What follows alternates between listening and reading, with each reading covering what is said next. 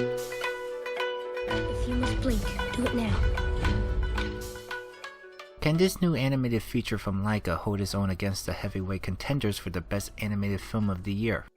Hi, welcome to Cinema Journal, and this is my first impression of their latest stop-motion animated feature, Kubo and the Two Strings. Set in medieval Japan, Kubo, voiced by Art Parkinson, is a young boy who lives with his alien mother and is in hiding from his grandfather, the Moon King, voiced by Ray Fiennes, who stole one of his eyes as a baby and is dead set on obtaining the other one.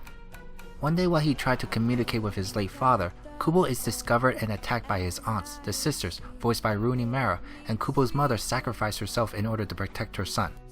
Now in danger, he is placed under the care of Monkey, voiced by Charlize Theron, and with the help of an amnesiac beetle/samurai named Beetle, voiced by Matthew McConaughey, as well as Kubo's magical abilities, they must go out to find the 3 legendary pieces that make up the fabled battle armor for the young protagonist to use to defeat his relentless grandfather.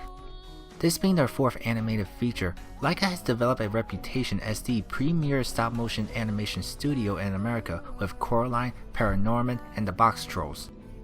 I've only seen their first film, Coraline, and the one thing that I found very impressive about it is the level of detail with its stop-motion animation, with how infinite it felt with their imagination showing through their work that goes into it. And while I haven't seen the other 2 films, I have noticed that Laika enjoys employing elements of horror to the film as part of their theme, rather than use it as a gimmick, something that is very rare to see in a children's film.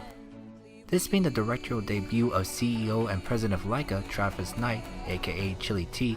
When I first saw the trailer, I was really struck by how gorgeous it looked and the fact that it is based on Japanese mythology that made me interested in seeing it.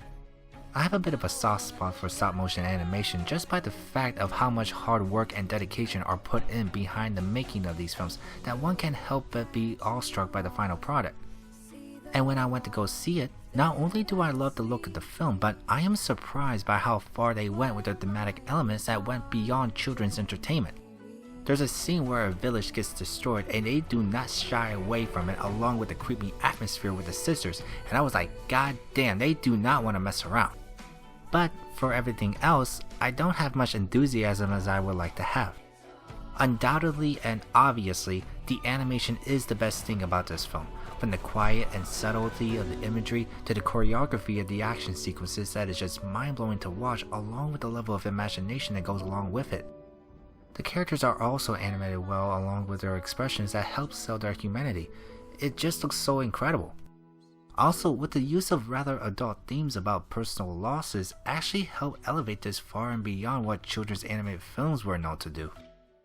Of course, death has been used as a plot device, but never really playing an important part of a story that gives this fantasy film a sense of realism that children may not get in the beginning but could come to appreciate it with age and experience. Unfortunately, while I will praise the incredible animation and the use of unconventional themes, the storytelling I find to be a bit lackluster. For the first act, I think it did a great job in setting up the world and story, taking its time to have me invested in it with its principal characters by getting to know the background before the main plot begins. But with the start of the second act with the introduction of Beetle, who suffers from amnesia, there's a shift in tone when it comes to his humor that I just simply do not like. It just feels forced, and that is not to say that Beetle's a bad character or that Matthew McConaughey did a bad job. No, I think he did a fine job. The gimmick surrounding him is almost as if Dory was written with half the charm and twice the annoyance that, given the tone that I think this film is trying to achieve, I think they should have written him as a bit more tragic. And part of that dislike has to come from his relationship with Monkey, as the two will sometimes bicker, even devoting certain scenes to it for comedic value that I feel like they were getting in the way of the movie. And in the third act, while I found the ending appropriate and even daring, the resolution of the conflict doesn't sit well with me. In fact, I felt uncomfortable by it. Thankfully, however, those are just minor complaints compared to the many great things that this film has to offer. It's just that if you're willing to go this far, why not go all the way to actually have a serious animated film for children to watch? You've got the fantasy, the action, the adventure, the characters, even some of the humor is fine, just not all of it.